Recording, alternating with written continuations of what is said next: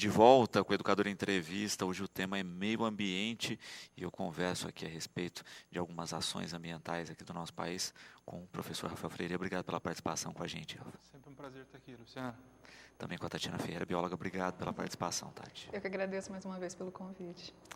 Bom, as pessoas têm acompanhado aí na mídia, né, toda essa discussão e essa questão da liberação de uma área da Amazônia para a mineração, mas de uma maneira muito superficial o tema vem sendo tratado, né, Rafa? Primeiro vamos falar um pouquinho a respeito da área, o que é a área que é chamada de renca.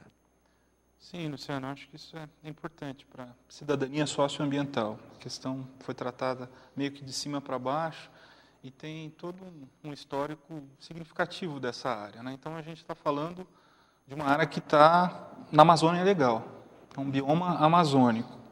E aí, o que acontece nessa área, chamada de renca, e que está envolvida nesse decreto que foi expedido agora em agosto? A renca, ela é criada no ano de 1984, ainda a ditadura militar, presidente Figueiredo. E como que surge a renca? A renca, há uma constatação que ali era uma área estratégica, né? Potencial mineral muito rico.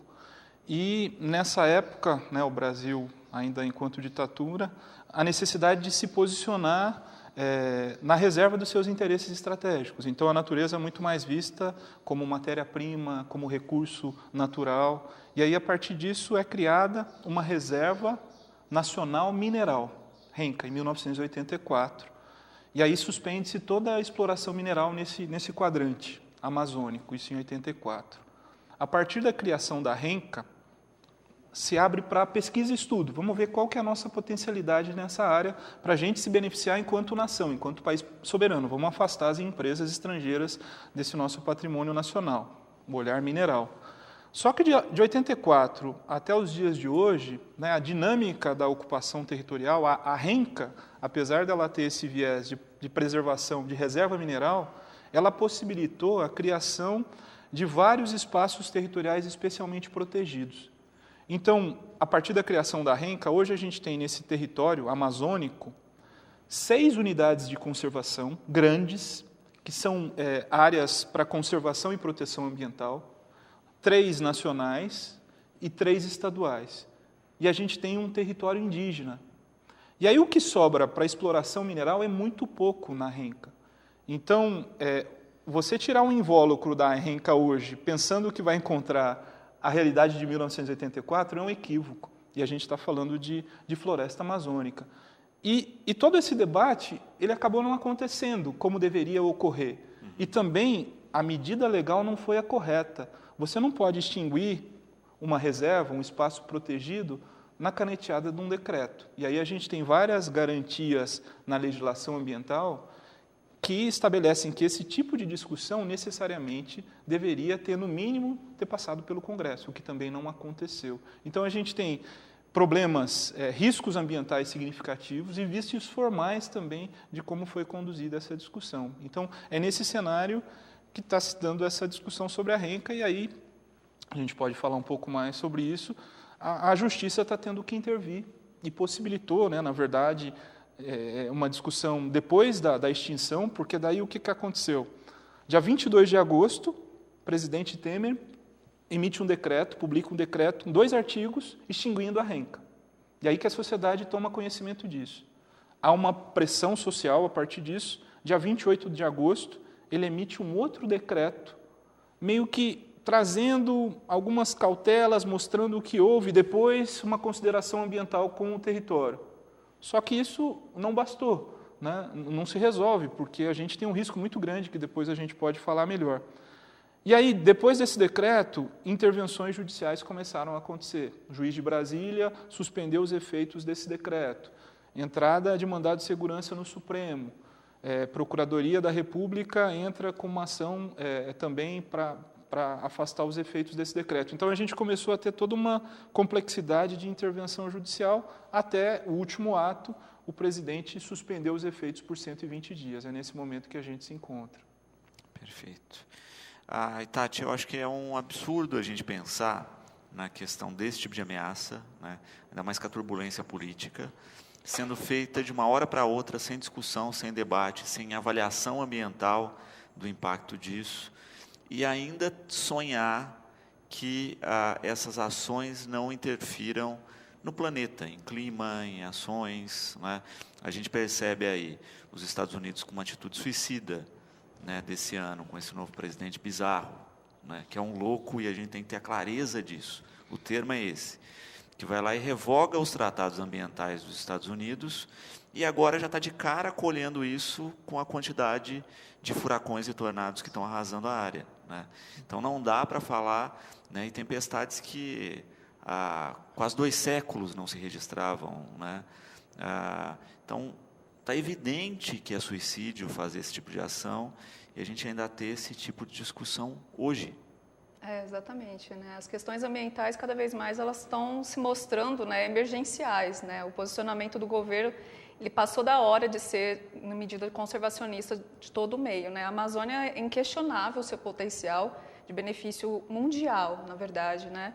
Se a gente considerar só o Brasil, a gente tem que considerar, por exemplo, a nossa região, né? A Amazônia, todo mundo já ouviu falar da questão do benefício, né, da geração dos rios voadores, né, da evaporação, da transpiração das árvores, que isso, né, traz, né, essas águas para a nossa região, beneficiando a indústria, né, a agricultura, porque se a gente não tivesse a Amazônia no Brasil, só considerando o território nacional, né, São Paulo, a área de Buenos Aires, né, Cuiabá, também Mato Grosso, essa região toda seria improdutiva. A gente não teria, né, essa quantidade de chuvas, de benefícios que a gente teria na nossa região, pensando localmente, né?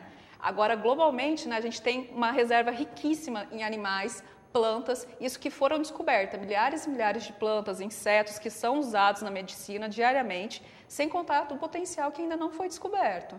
Então, a Amazônia é um tesouro a ser descoberto ainda. Então, ela tem que ser estudada, ela tem que ser preservada, ela tem que ser conservada e não explorada. Rafa, vamos falar um pouquinho da área especificamente, né? É uma área que está entre Pará e Amapá. Isso, Luciano. Pará e Amapá, e aí você tem esses espaços protegidos, né? Então, com a criação da RENCA, foram criadas 6 unidades de conservação. Nós temos, acho que, uma imagem aí, se a Dani puder mostrar para a gente, está na câmera 2, está aí. Isso. Então, esse verde mais escuro verde escuro e claro são unidades de conservação. Uhum. São áreas protegidas que têm a mesma natureza, né, fazendo um paralelo com o nosso horto florestal, que é uma floresta estadual, que é uma unidade de conservação, uma área para ser protegida, conservada. E aí a gente tem a parte clara, que seriam, com a extinção da RENCA, áreas aptas para exploração mineral, e aí lá em cima a gente tem territórios indígenas. Então, o que prevalece nesse quadrante, né, nesse retângulo que é a RENCA, são espaços territoriais especialmente protegidos. E ao retirar esse invólucro da RENCA e permitir a exploração mineral naquelas áreas brancas remanescentes, você tem um risco, né, além do próprio impacto da atividade mineradora, que é uma das atividades mais impactantes que existem, você tem o risco que você está levando para essa região, o chamado efeito de borda, né? Você vai colocar uma atividade altamente impactante próxima dos espaços mais nobres que a gente tem no nosso país, do bioma amazônico, né? Então, além de desrespeitar várias legislações, a gente tem também um problema muito sério aí na perspectiva do planejamento ambiental que está sendo direcionado nessa ação. A gente tem instrumentos de zoneamento territorial, a gente tem um instrumento poderosíssimo chamado zoneamento ecológico econômico, em que você tem que olhar para o território e ver aonde que você tem potencialidade de conservação ambiental e onde você tem a abertura para o desenvolvimento econômico. Então, é só a gente lembrar, a gente até teve a oportunidade de conversar aqui a tragédia de Mariana. Você vai aumentar o risco dessas tragédias aí no bioma amazônico. E você já tem áreas territoriais em que você tem uma abertura para esse tipo de exploração. Se com uma cidade no entorno, né, a gente viu o que aconteceu às margens aí de Mariana, né, o discurso, imagine lá, que você só vai ter a questão da floresta em si, né, e os danos, né, que quando a gente fala de Mariana, aí a gente pensa muito nas pessoas, mas a gente viu a extensão no Rio Doce do desastre ambiental e no oceano, sim, que até agora está sendo medido. Sim. A atividade, a gente sabe disso, né? A gente tem várias atividades impactantes que são necessárias para a sociedade, a gente não pode desconsiderar isso. Mas como está sendo direcionada essa discussão da RENCA, ela ameaça patrimônios muito importantes, fundamentais, como a Tatiana falou. A quantidade de serviços ambientais prestados pelo bioma amazônico, não é concebível você abrir uma questão que está preservada, você abrir para atividade mineradora nessa região é algo muito ameaçador. Ao passo que você tem outras frentes, outros horizontes para você direcionar essa atividade, né? Você já tem atividades mineradoras acontecendo ao longo do território brasileiro. Então, é uma questão também de falta de visão estratégica, né? Avaliação ambiental estratégica, planejamento ambiental estratégico, algumas coisas muito discutidas, mas que esse tipo de conduta desconsidera. E, Tati, se vê exatamente isso, né, o tamanho do impacto. Você coloca uma questão fundamental, que é a regulagem das chuvas desses espaços. E quando nós tivemos a grande seca estadual, né, nos últimos anos, estava diretamente ligado a essa questão, né? Então, estava faltando água na torneira no estado de São Paulo, exatamente porque não se tinha um cuidado específico com a área amazônica. Exatamente, né? A gente tem os índices de desmatamento, queimadas cada vez mais crescentes, né? Assustadoramente, na verdade, nos últimos anos. A exploração madeireira também em níveis altíssimos. Então, tudo isso influencia aqui na nossa casa. Então, quando a gente fala de Amazônia, não é uma coisa distante, as arvorezinhas, os índiozinhos lá, eu não tenho nada a ver com isso. Você tem tudo a ver com isso. Mesmo pensando em benefício próprio, é uma área, sim, a ser preservada. A gente tem a questão dos riscos ambientais, né? Água, o solo da região, o ar, isso mundial, em termos mundiais, mas também a questão social, que é importante, né? A gente não está falando só de índios que estão lá, né? Os índios eu não tenho nada a ver com isso, né? Não, tem tudo a ver com isso, é questão de patrimônio cultural, né? A questão de patrimônio de preservação, né? Da questão humana mesmo. Se a gente leva a exploração para uma área, a gente também está levando pessoas, né? Empregos são gerados. Então, pessoas são deslocadas para essa área, você tem todo o impacto de crescimento urbano na área, impermeabilização de solo, indústrias são locadas, o aumento de violência na área, né? Isso já foi diagnosticado em vários locais. Você tem índices de roubo, assalto, homicídio, estupro, violência e prostituição, que aumenta absurdamente na área por falta de descontrole realmente do governo em explorar áreas que não têm esse perfil. De volta com o Educador em Entrevista, a gente está falando da questão ambiental hoje no país e a questão dessa área de preservação da Amazônia que está sendo ameaçada. Bom, nós falávamos, Rafael, a respeito disso, né? 120 dias para melhor discussão, mas pelo menos nas redes sociais a gente viu grandes manifestações contrárias à ação, à movimentação dos próprios indígenas das reservas em Brasília, mas tudo a gente vê que tem uma questão financeira por trás, né, que é uma questão financeira que não reflete na gente, né. Uma outra coisa que a gente tem que relembrar nessas discussões, esse discurso do progresso pelo progresso, né, até hoje eu nunca vi uma pessoa como você que está sentado aí em casa ter algum benefício com esse progresso que tanto pregam, né. Se fala muito disso, mas o resultado não vai para você, o prejuízo vai, né, isso não tenha dúvida, e a gente está pagando custos de prejuízo ambiental ou de má projeção ambiental até hoje, né. É que no passado você tinha o desconhecimento, né. Vamos pensar aí, por exemplo, a área de APP, né, a gente está até hoje com o imbróglio da 14 de março, que ainda tem um longo chão aí para tentar amenizar o problema das enchentes, porque a gente sabe que resolver é difícil, porque no passado não se tinha conhecimento, mas a gente ainda tem gente empurrando e querendo construir em área de margem de beira de rio até hoje, né? E aí quando você constrói, você sabe que daqui a 20, 30 anos nós vamos ter que pagar para aprofundar a canalização, melhorar a drenagem, fazer toda uma obra que não seria necessária se tivesse cumprido com a legislação ambiental. Sim, sim. Eu acho que é importante a gente também passar, né, assim, quais são as garantias para tentar evitar esse tipo de movimento, né? A gente, quando vem momento de crise, começa a vender tudo que tem, né, movimentos de concessão, enfraquece o país. Então, o Brasil está passando por isso, outros países sul-americanos que estão localizados em reservas de ouro, reservas minerais. E então, a gente tem que ter uma consciência e também quais são as garantias, o que a gente tem para tentar evitar esses tipos de movimentos perversos, né? Esse tipo de desenvolvimento que não é sustentável e que ele vai trazer prejuízos para essa geração, para outras gerações, porque uma vez tomadas essas decisões, elas não têm volta, não voltam mais. Então, acabou coincidindo da gente ter uma reserva mineral que trouxe um benefício socioambiental muito grande para o bioma amazônico. Então, essa mobilização da comunidade artística, né, de muita gente, ela está dando ressonância, né? Então, o que a gente tem hoje?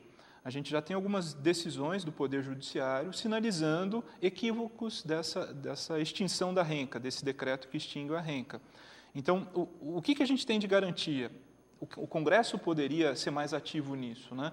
Então, você tem a Constituição Federal, que é a nossa legislação mais importante, ela vai dizer, lá no seu artigo 225, que qualquer tipo de intervenção que ocorra nos nossos biomas mais nobres, como é o caso da floresta amazônica, esse tipo de intervenção ele só vai poder acontecer mediante aprovação de uma lei. Então, assim, esse é um primeiro ponto. Essa discussão de revogação da renca para intervenção numa área de bioma amazônico não poderia acontecer via decreto. Isso já foi sinalizado por um juiz do Distrito Federal.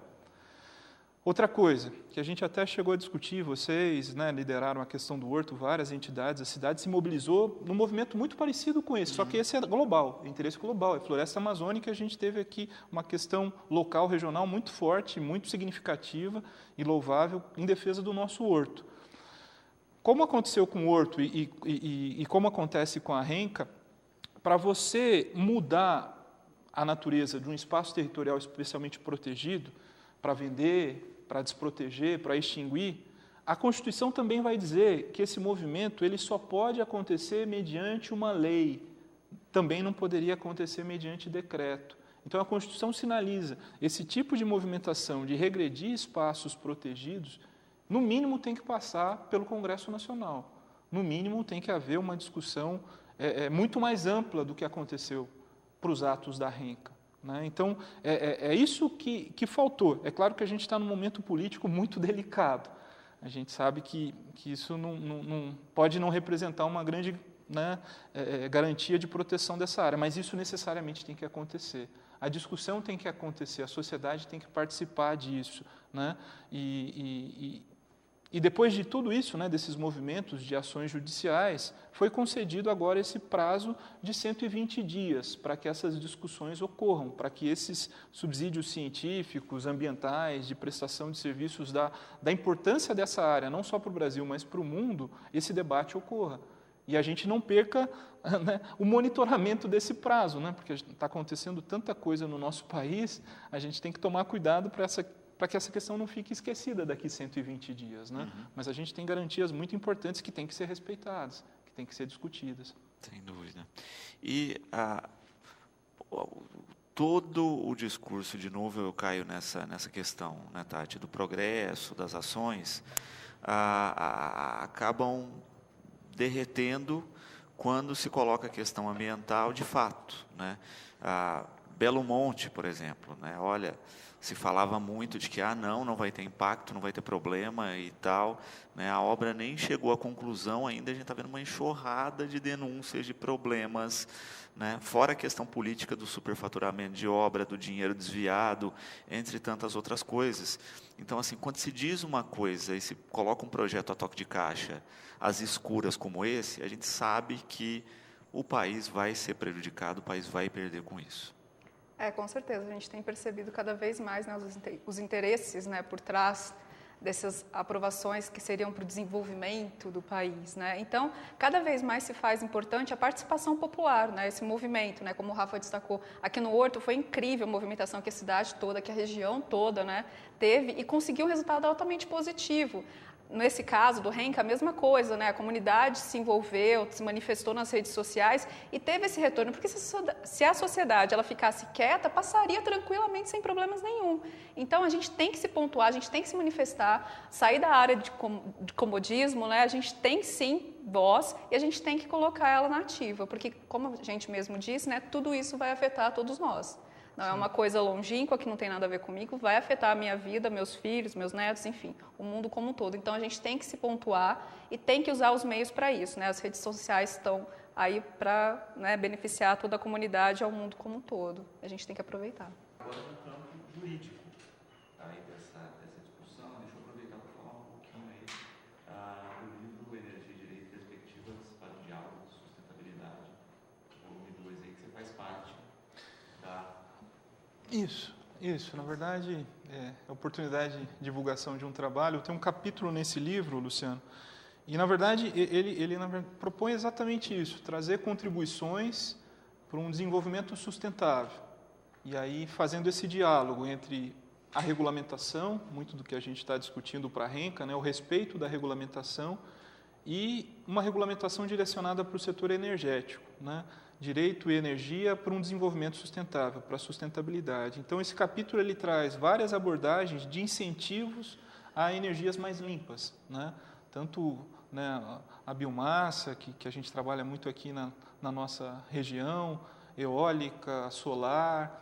E aí, então, esse livro tem uma visão inovadora de tentar trazer um conhecimento sobre o arranjo jurídico, legal, que o Brasil traz hoje para viabilizar essas energias alternativas, fazendo tudo como a legislação incentivar isso, e também tem um olhar crítico para as fontes não limpas de energia, né? As fontes não renováveis de energia. Então, tem essas abordagens todas e acho que tem um paralelo interessante com a discussão da RENCA, né? Como é que a gente valoriza, incentiva o nosso desenvolvimento, que depende de energia, respeitando a nossa legislação, valorizando o nosso patrimônio ambiental, fazendo isso de uma forma crítica, questionadora, um pouco essa discussão que você está promovendo aqui hoje, né? Quem se beneficia com a extinção da RENCA? Né? Então, o minério vai para empresas canadenses, esse minério nem fica aqui no Brasil, e a fonte de recurso que isso vai beneficiar, o que a gente está ameaçado a perder é muito maior do que uma receita que isso pode trazer. E em tempos de grandes movimentos de corrupção, muito provavelmente, enquanto a gente não estancar todas essas feridas aí que estão por trás de Lava Jato e tudo mais, muito provavelmente a população nem se beneficie com essas receitas advindas dessa exploração perigosa, né? Então, eu acho que essa é uma discussão muito importante, né? Como fazer desenvolvimento, criar oportunidades de emprego, fazer com que o Brasil prospere de maneira responsável e sustentável. E aí essa obra que, né, eu fui convidado para colaborar com um artigo, com uma discussão, muitos professores, pesquisadores do estado de Minas Gerais, tem um programa de direito ambiental e sustentabilidade, ela vai nesse sentido, né? Como é que a gente pode trazer desenvolvimento de forma sustentável, trazendo um diálogo com o setor energético? Sem dúvida. E que, de fato, né, nós temos toda a potencialidade, ainda exploramos de maneira errada, equivocada e absurda, né? Se explora pouco a questão eólica, se explora pouquíssima a questão solar, né, que está aí porque não tem incentivos, né? Nós temos incentivos governamentais para tantos absurdos, né? Nós estamos aí até hoje colhendo, né, o resultado, né, do que nos foi prometido, que era o legado da Copa e das Olimpíadas. Sim. Né? Se o que foi investido em Copa e Olimpíadas tivesse sido investido em energia limpa, né, só para ter um exemplo disso, né? Porque, de novo eu pergunto, né, você que está em casa, que benefício você teve com o legado da Copa e da Olimpíada? Né? Então, é o tipo de absurdo que nós temos que conviver, né? É o tipo de ação que nós temos que conviver, e aí nós temos que deixar de ser imbecis mesmo, nesse sentido, de comprar esse tipo de discurso, né? Ou se começa a pensar em sustentabilidade de fato, em projetos para o futuro, né?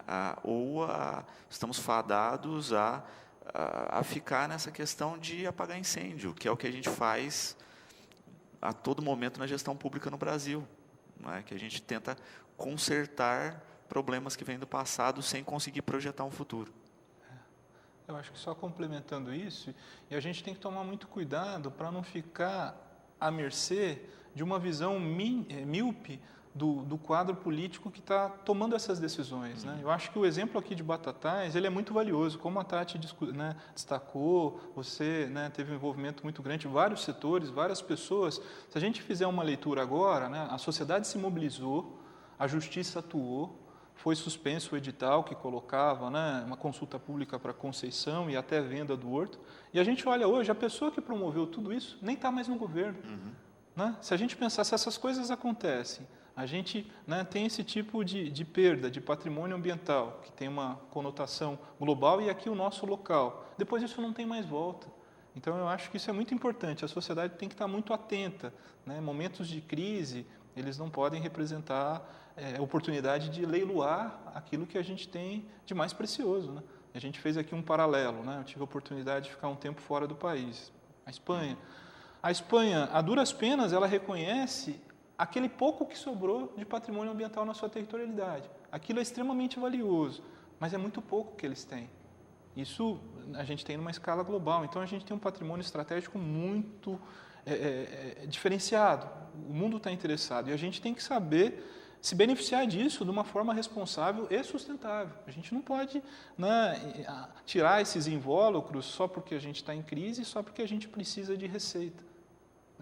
A consequência pode ser muito danosa. A Tati, falando para a gente encerrar aqui, a importância da educação ambiental, né, para que a gente tenha, de fato, consolidações nessa questão. Né? A gente vê que o país caminha muito lento nesse sentido, e com a questão da educação, né, abriram-se várias frentes, mas ainda não é o que a gente tem, por exemplo, como em alguns países da Europa. Né, a gente está longe do ideal, infelizmente. Né? A educação, ela é primordial, né? Ela é base de qualquer cidadania, né? De qualquer sociedade bem constituída. Então, você ter informação, né? Você ter acesso a uma educação de qualidade, né? A uma rede que, né, permita o diálogo, né, as diversas informações, os diversos interesses, é sempre importante. Então, a educação ambiental participativa, em que todos, né, coloquem os seus pontos de vista, os seus interesses, é fundamental. A educação é que vai construir, de fato, uma sociedade justa, igualitária e, né, sustentável, porque a gente sempre fala, né, sustentabilidade não é um fim, né, ela é um meio, você caminha para a sustentabilidade, para o equilíbrio do meio, de uma sociedade, do mundo. Então, a informação, a discussão, o diálogo, a participação é fundamental. Essa educação é que vai fazer o diferencial na sua cidade, na sua casa, no mundo em si. Né? E, Rafael, acho que é esse o caminho, né? Se cada um fizer a sua parte e entender do seu impacto, aí, de fato, a gente tem uma transformação. Isso. Acho que aqui é até um resgate interessante, né? Um prazer de estar no meio de vocês e resgatando um pouco o histórico aí das ações de educação ambiental, né? No momento que eu tive à frente da secretaria, e também aproveitando aí para dar todo o apoio e toda a torcida aí para o meu xará, né? O Rafael Acra, para que ele, né, faça capitaneie esse processo de construir, de restaurar, de valorizar essa rede de trabalhos. A nossa cidade, ela tem uma tradição muito forte de educação, né, em várias frentes, né, várias entidades, a parte cultural sempre também preocupado com aspectos ambientais. Então, eu acho que a gente tem um patrimônio muito rico de cidadania, e a rede é fundamental para que as coisas aconteçam. Né? Então, eu acho que a educação ambiental ela depende muito disso. O poder público tem o seu papel, mas ela realmente se efetiva através da mobilização da sociedade civil, das parcerias, da rede. Cada entidade que tem o seu objeto, ela faz a sua interface com a questão da conscientização, né? Socioambiental, no seu sentido mais amplo. E aí, esses debates, eles acontecem naturalmente, né? A sociedade está empoderada para se posicionar, para entender o que está acontecendo, para poder tomar decisões que envolvam esse processo participativo. Então, acho que a cidade ela tem um patrimônio muito importante nesse sentido, que precisa ser constantemente valorizado e respeitado. Perfeito. Rafa, quero agradecer a presença aqui com a gente, deixar sempre o espaço à disposição, agradecer sempre a parceria e o carinho que tem aqui com o programa e parabenizar por estar levando esse legado aí de discussão, de debate no seu trabalho. Agradeço mais uma vez, Luciano, é sempre um prazer muito grande estar aqui e contribuir de alguma forma aí por essa questão de uma cidadania socioambiental, numa esfera local para global. Então, conta sempre com a gente, um prazer estar no meio de amigos aqui no dia de hoje. Tati, obrigado pela presença, sempre pelo carinho, pela atenção com a gente e por levar essa mensagem da educação ambiental. Eu agradeço mais uma vez o convite, agradeço a comunidade como um todo, né, o apoio que sempre dá à instituição. E a questão ambiental, né, a gente percebe que nos últimos anos, né, felizmente, a questão ambiental tem sido pauta de discussão na nossa sociedade, né, na nossa cidade. Eu fico feliz com isso, espero que a sociedade, de fato, se mobilize e contribua, né, para uma diferença real. Perfeito. Bom, nós vamos a um breve intervalo. Na sequência, eu converso com o Helder. Aqui a gente vai falar um pouquinho das ações da Fundação José Lazzarini. Voltamos já. De volta com o Educador em Entrevista, aqui na companhia do Helder. Agora a gente fala um pouquinho a respeito do Seu Sonho Começa Aqui, né, uma ação entre amigos aí da Fundação José Lazzarini. Helder, obrigado pela participação, boa tarde. Obrigado a eu, obrigado mais uma vez por estar abrindo as portas da Rádio e TV Educadora para a gente estar divulgando e falando dos eventos e das atividades da Fundação Lazzarini. Bom, Helder, essa campanha que tem sorteio agora no dia 30, no final do mês, e que tem movimentado aí bastante a cidade e que é fundamental, inclusive, para as ações da Fundação, né, Helder? Sim. O sorteio agora está próximo, estamos aí trabalhando com uma realidade de reta final para tentar viabilizar os recursos para a gente terminar o ano que estamos, que está muito difícil. O prêmio aqui, né, Helder, é um terreno, né, lá no Jardim Veneza, para quem tem um sonho aí da casa própria, de fazer uma construção. É uma estrutura habitacional muito bacana, num ponto privilegiado, e que tem tido uma procura muito grande, e é um senhor de um terreno bacana lá. Sim. A gente deu o nome Seu Sonho Começa Aqui para o evento, porque faz parte realmente de sonho de todo ser humano, a busca de um espaço, né, uma moradia. E esse prêmio veio assim, de uma ideia que as pessoas, com essa necessidade de moradia principalmente, ou de aumentar o teu patrimônio, se for o caso você adquirir, porque realmente é a maior premiação de todos os tempos da Fundação Lazzarini. Se tratando aqui quase de R$65 mil em prêmios, é um prêmio considerável, cara. São 2 carros, 0 quilômetro, que está aí em jogo, né? Às vezes a gente compra alguma ação, como vou aqui até divulgar, um Hipercap Saúde, que ajuda também o Hospital do Câncer de Barretos, mas a gente concorre no meio de 1 milhão de pessoas, 2 milhões de pessoas. Sonhávamos com a loteria, Loto Fácil, são 50 milhões, 100 milhões de cupons. E aqui é um projeto para a nossa cidade. O ganhador sai aqui, o ganhador fica aqui, o recurso fica aqui. Então, é uma ação que eu estou aqui hoje para pedir para as pessoas encarecidamente que conversem em casa, arrumem um sócio, custa R$100 o número, que você vai estar contribuindo diretamente com a Fundação Lazzarini para a gente terminar esse ano de muitas dificuldades. Helder, nós falamos aí do primeiro prêmio, né, que é o terreno no Jardim Veneza, tá certo? E do segundo ao quinto prêmio também tem premiação, do segundo ganhador aí também tem premiação.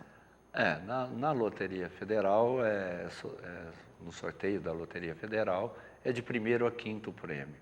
Então, o primeiro prêmio vai ser o terreno, né, hoje avaliado em valor de R$60 mil, e mais 4 prêmios de R$1.000, do segundo ao quinto, R$1.000 de premiação em dinheiro. Sendo que o terreno não pode ser convertido em dinheiro financeiramente. Quem levar o terreno vai levar realmente o terreno, né, passado para o teu nome na semana seguinte, se passa para o nome do ganhador. e os prêmios de R$1.000 também pago em dinheiro. Perfeito. De fato, né, acaba se vendo aí a questão hoje que você coloca muito bem, né? Muitas pessoas querendo o seu imóvel, a sua casa própria, e o terreno é o pontapé inicial disso. A gente, eu acho que foi muito feliz, cara, no nome, né? Seu sonho começa aqui, e Deus queira que esse sonho não acabe, que o ano que vem a gente volta novamente com essa campanha, sei lá, num veículo 0 quilômetro, não sei, de alguma forma, mas que passa a ser realmente um sonho para aquela pessoa que adquire. Se eu fosse falar para as pessoas agora me procurar, pense em ganhar. Vem me procurar, vem comprar um número, pensando realmente em ganhar. Porque são coisas que acontecem na vida das pessoas, que às vezes cai na hora certa, no momento certo, na pessoa que realmente está precisando. Mas você pensar em ganhar, você vai estar nos ajudando, né? Eu não vou aqui te pedir para você comprar e nos ajudar. Você comprando com convicção, igual a Mega Sena que você jogou, eu tenho a convicção que eu vou ganhar, eu jogo, né? Mas é um dinheiro que eu não vejo, né? Quantos milhões, né, de uma Mega Sena, qual que é a fatia de Batatais? Aonde que a gente vê esse dinheiro governamental caindo aqui no nosso município? Então é R$100, reúne 2, 3 pessoas e nos ajude, que eu ficaria muito grato se a partir de agora minhas vendas subissem um pouco, porque a gente está lutando muito para fechar esse ano de 17 muito difícil. E relembrando o grande número de ações desenvolvidas pela Fundação, né, Helder? A escolinha, o projeto ambiental, o projeto Pinóquio, tem uma gama de crianças e jovens envolvidos nisso muito grande. Olha, eu diria que as dificuldades têm as suas recompensas. Um dos melhores anos da Fundação Lazzarini é esse ano de 17, com toda essa dificuldade, porque é muito desafio. Hoje, todo mundo sabe que os programas de atendimento, principalmente para criança e adolescente, via município, tem poucos, né? Poucos programas, devido à situação financeira. Então, nós que já fazíamos, então esse ano aumentou muito mais. Hoje nós estamos com um programa de 11 a 14 anos na Pinóquio, que é muito satisfatório. Já passou a nossa meta, mas bate na porta, eu não vou atender. Nós tínhamos uma meta de 100, já estamos próximos de 120, quer dizer, vai se inchando mais e isso gera mais custo. Mas eu não consigo falar ou não. Nós estamos com 170 crianças, de 4 a 11. Nós estamos com a educação ambiental lá no Bateia, abrindo agora, começou agora a partir de agosto, a fazer o máximo de atendimento. O Rafael estava aqui, a Tati falando agora. É através da educação. É através da educação que a gente vai conseguir mudar alguma coisa. Então vamos nos conscientizar e trabalhar. Estamos de portas abertas, mas está difícil, a parte financeira está difícil. Eu sei que existe uma vontade muito grande, deve ser maior do que a minha, de fechar o ano, do poder público, dos nossos gestores, mas a dificuldade que está lá dentro da minha casa também está no município. Às vezes eu não tenho que entender, tenho que aceitar, mas nós precisamos terminar o ano. Então vamos sentar, vamos conversar, achar o caminho. E as atividades, de todas as outras entidades. Porque a gente está aí de creche, a terceira idade, trabalhando, e a necessidade, no momento difícil social do nosso país, financeiro, a necessidade social aumenta, Luciano. São as pessoas que perdem emprego, né? São pessoas que o filho está numa entidade, está num projeto, às vezes a alimentação que ele recebeu lá foi a principal alimentação do dia. Então isso gera uma procura maior. Então nós vamos aí, vamos fechar o ano, se Deus quiser, com a proposta de iniciar um novo ano, um ano melhor, com mais programado, porque tá difícil, mas nós vamos fechar. Perfeito. Helder, para adquirir aí o cupom, para participar, onde é que as pessoas podem procurar, como é que funciona a questão do pagamento? Olha, você pode estar adquirindo lá na Fundação Lazzarini, na sede, onde é o Projeto Pinóquio, na Celso Garcia, ao lado da Farmácia Fernando. Desculpa. Você pode comprar à vista ou pode comprar em 3 vezes no cartão. Então, lá na sede, segunda-feira, das 7 da manhã às 5 da tarde, está aberto direto. No horário do almoço, o portão fica encostado, fechado, mas é só apertar a campainha, que tem gente lá dentro. E hoje, no dia de hoje e amanhã, a gente está lá no centro da cidade. Nós estamos em frente ao supermercado Nori, do centro. Aproveitar mais essa semana de pagamento, mas eu vou estar percorrendo na San Genaro e vamos estar em todo final de semana, vamos estar em algum ponto da cidade até fechar o dia 30. Perfeito. E reforçando isso, né, Helder, toda a ação, a renda é fundamental para a manutenção desses projetos da Fundação Lazzarini, para a manutenção das atividades com essas crianças e adolescentes, e que, em especial nesse ano, como a gente falava, né, ano de crise, você tem 2 problemas. Um é a dificuldade maior para manter os projetos, a outra é a procura dos projetos que ampliam. Com certeza. Eu queria até agradecer, você é conhecedor e muita gente aqui no município, principalmente da escola. Nossa escola a gente oferecia alimentação. Eu queria agradecer aqui os pais, estamos tendo muita ajuda das famílias, porque nós não íamos aguentar estar oferecendo café da manhã, almoço, sobremesa e lanche da tarde. Então, as famílias, em reuniões, a gente foi mostrando a necessidade das famílias colaborarem. Então, hoje, praticamente, a refeição dessas crianças são as famílias que estão nos auxiliando, porque senão nós não teríamos como buscar esse recurso também para a alimentação. E o ano começou ontem e hoje nós já estamos aqui, setembro, outubro, já estamos falando no final do ano, né? Foi um ano de muita dificuldade, mas porém ele está passando meio ligeiro, né? Talvez isso é para aliviar um pouco, né? Olhar para trás que 8 meses já foi vencido. Mas ainda temos aí os 4 meses pela frente. E agora está meio zerada a coisa. Agora precisamos realmente do auxílio da nossa comunidade, que sempre nos ajudou, né?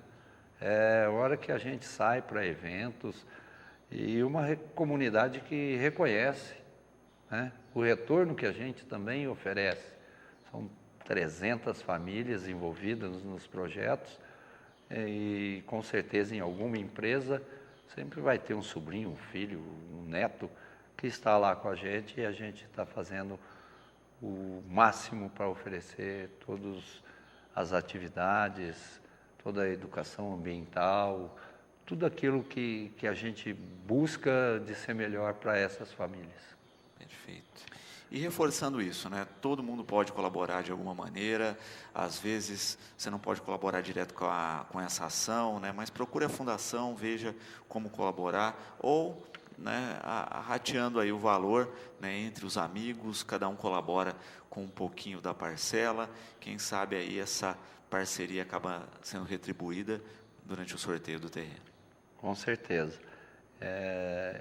Porque eu sei que está acontecendo várias ações na cidade, né?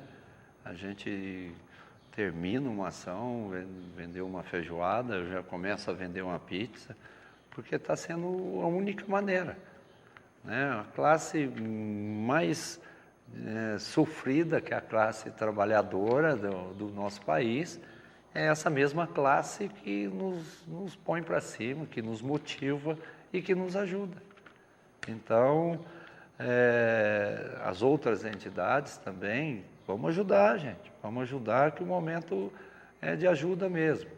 Vamos dividir um pouquinho para cada um aí e nessas ações tentar ver, porque necessidades eu poderia pôr no mesmo nível, sabe? Hoje a necessidade social está muito grande. É um momento de uma necessidade social muito grande. Mas tem aquelas entidades que cuidam de serviços permanentes, serviços que não pode parar, que tem que continuar, que o atendimento é essencial. Então eu peço aqui a todos que ajude a todas, que divida aí um pouquinho cada um, que ajude a todos aqueles que baterem na sua porta e que te pediu auxílio. E vocês sempre ajudaram. Nós estamos de pé devido à nossa comunidade que é fantástica. Helder, eu quero agradecer imensamente a presença. Você sabe que o programa está sempre de portas abertas aí para a divulgação do trabalho. A gente espera realmente que esse período passe o mais rápido possível e que a gente tenha aí, como falávamos aí com o Rafael e com a Tatiana, né, a possibilidade de deixar todas as nossas instituições sustentáveis, né, para poder tocar os seus projetos com toda a tranquilidade e qualidade que sempre desenvolve. Obrigado pela participação. Obrigado a eu, então, a todos aí os interessados. Então nos procure. Celso Garcia, ao lado da Farmácia Fernando. Se for pelo telefone 3662-1540, se quiser pedir, a gente leva o bilhete em casa. E a todos aqueles que colaborarem, boa sorte. Perfeito. Bom, antes do programa encerrar, deixa eu deixar uns recadinhos aqui, tá certo? Hoje, no Centro Cultural Sérgio Laurato, lá no antigo SESI, tem a exibição de filme do Ponto Miss, com o filme fantástico Senhor Raposo, né? É uma animação aí livre para todas as faixas etárias, então você está convidado aí para ir prestigiar, né, junto com os filhos, com a família, às 15 horas, às 3 horas agora da tarde, lá no antigo SESI, no Centro Cultural, o fantástico Senhor Raposo, com direito a pipoca aí na sessão de cinema. Nós voltamos à noite com Cidade na TV e, na sequência, com as transmissões do Festival Gastronômico e Cultural de San Genaro. Até lá!